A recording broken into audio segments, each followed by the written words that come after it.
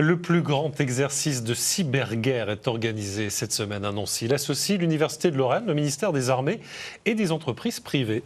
Oui, durant plusieurs jours, une centaine d'étudiants notamment va s'affronter au cours d'une simulation la plus réaliste possible. L'objectif, se préparer à faire face à des cyberattaques toujours plus nombreuses et peut-être susciter des vocations. Johan Rodier avec Marie-Lu. Pendant 48 heures, de jour comme de nuit, ces étudiants vont se transformer en cybercombattants.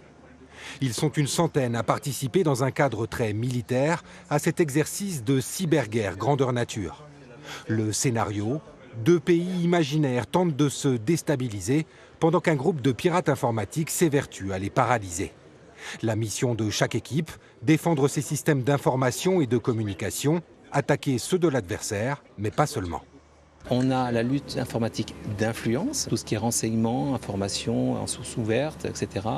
En utilisant les réseaux sociaux, en déjouant, on va dire, ce que peut éventuellement un pays utiliser en termes de fake news pour, on va dire, nous faire mal au niveau réputation, etc. Pour ces futurs ingénieurs, techniciens ou diplômés en sciences humaines, cet exercice, c'est l'occasion de mettre en commun leurs compétences au service de la cyberdéfense. C'est comme si on était sur le terrain. Pour nous, c'est quand même très enrichissant parce qu'on n'est pas du tout guidé. Et c'est là qu'on doit vraiment mettre en pratique tout ce qu'on a pu apprendre, que ce soit en réseau ou en cybersécurité. Ça nous met en situation, forcément.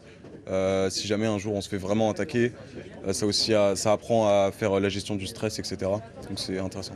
Cet exercice, fruit d'un partenariat entre l'armée, les universités et des entreprises privées, est le plus poussé jamais réalisé en France.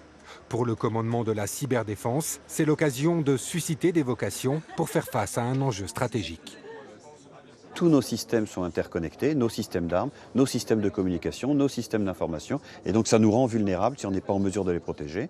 Et ça peut être un atout si on est en mesure de neutraliser ceux de notre adversaire. L'armée française compte 4000 cybercombattants. Elle devrait en recruter 1000 autres d'ici 2030.